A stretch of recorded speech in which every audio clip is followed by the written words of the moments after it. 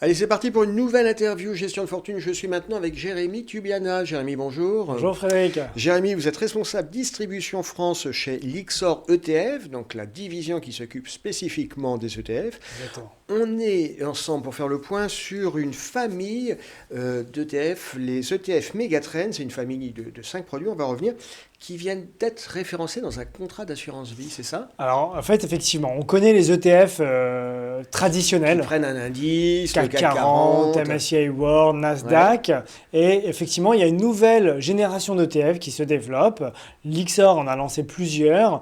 Megatrend. C'est les mégatrends, c'est Les les grandes méga tendances. tendances. Exactement. C'est ce qui C'est vont. du thématique, quoi. C'est du le truc à la thématique mode. qui vont changer nos habitudes de consommation, de D'accord. vie, de travail également. On Et donc, retrouve un peu le digital et tout le alors, on tout va retrouver 5 types de produits: digital economy, Ouais. disruptive technology, l'économie Ouais. de rupture, future mobility, smart cities et millennials. Effectivement, on les a lancés il y a un peu plus d'un an maintenant, sauf qu'ils sont enfin référencés auprès de plusieurs plateformes d'assurance vie. Ah, c'est bien ça. Donc on va les retrouver chez Generali, chez Cardiff par exemple. Donc c'est un point assez important. Et ensuite de ça, on a créé ces ETF avec une particularité, c'est de leur donner un billet ESG. Ces ETF sont labellisés ISR d'ailleurs. C'est les premiers ETF Megatrend à être labellisés ISR. Et maintenant, le point peut-être intéressant, Ouais, c'est de savoir allez. comment ils sont construits. Puisqu'on a souvent cette question-là, Frédéric. C'est CAC 40, on l'identifie bien. Ouais, c'est facile. Alors cet indice, il sort d'où? Parce que les grands indices, les CAC 40, les S&P 500, on les connaît, je dirais pas depuis toujours, mais il y a un track record. C'est quoi les sous-jacents? Alors, En deux mots, parce que j'ai plein de questions pour on vous. travaille avec MSCI sur ces D'accord. indices-là. MSCI, c'est une énorme société de gestion de données, de base de Ouais, données on qui connaît travaille sur des MSCI, indices. Jérémy. Et donc, on travaille avec eux sur la création d'un indice. Donc, on va leur donner un cahier des charges. Ils vont travailler sur Ouais. la génération de mots-clés, par exemple. Donc, on va avoir un board qui va travailler sur la définition de mots-clés Ok. sur chacune des thématiques. Ces mots-clés vont être évolutifs dans le temps. Donc, il y a plusieurs changements de mots-clés Ok, dans le l'année. périmètre du concept Exactement, évolue dans le ce temps. qui permet de faire évoluer J'ai une l'indice. question pour vous. Je crois que les ETF, c'est plus un sujet. Tout le monde voit l'intérêt des ETF, de la gestion passive. C'est des briques de gestion. Pour les partenaires qui nous écoutent, les CGP, les ETF, c'est sympa. Mais grosso modo, il n'y a pas de frais de gestion. Il n'y a pas de, enfin, des frais de gestion microscopiques.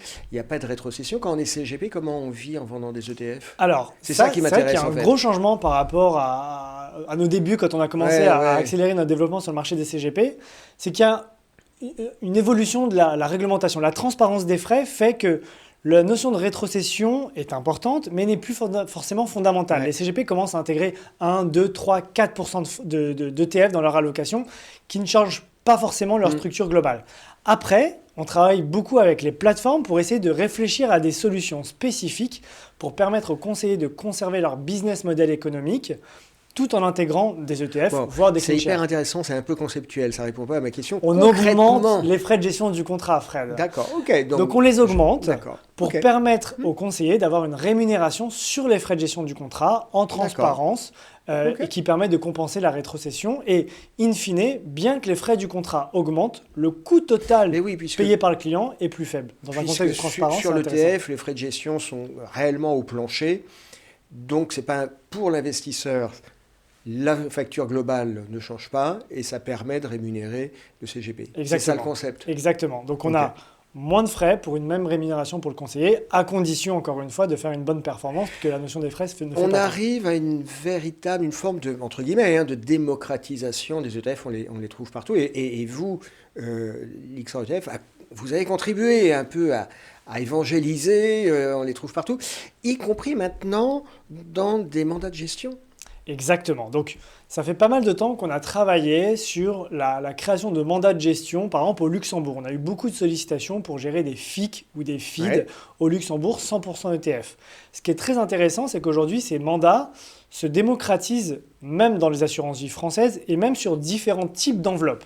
Donc aujourd'hui, on propose évidemment des gestions pilotées dans les assurances vie françaises ou dans des PER, mais on a travaillé par exemple récemment avec Sanso IS et D'accord. l'allocataire Ouais. sur la création de mandats mêlant gestion active et gestion passive. Donc vous apportez les briques de gestion passive, les ETF, et il y a un partenaire qui est une société de gestion dont l'expertise c'est de la gestion active, qui va faire la mixer location. On mixe les les deux. ETF et les gestions actives parce qu'il ne faut pas opposer les deux, ils D'accord. sont complémentaires. Mais on va même Absolument. plus loin.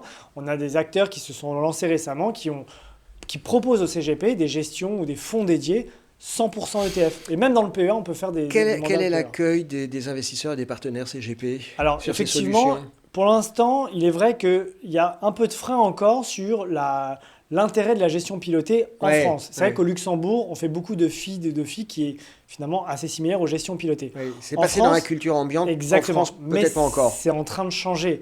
Les plateformes ont beaucoup travaillé pour démocratiser ça, rendant les seuils d'accès aux gestions pilotées beaucoup plus accessibles et surtout permettant d'avoir des couches de frais beaucoup plus faibles. Parce qu'une gestion pilotée traditionnelle peut coûter très cher. Bien sûr. Surtout, encore une fois, si on n'a pas de Si- performance en face. Ouais. Là, avec une gestion pilotée ETF, on avoisine les 2% de frais all-in, D'accord, tout inclus. Et donc là, on peut chercher à créer de la Ok. performance. c'est clair. Merci Jérémy, merci Merci d'avoir été Frédéric. avec nous. À bientôt. À très vite.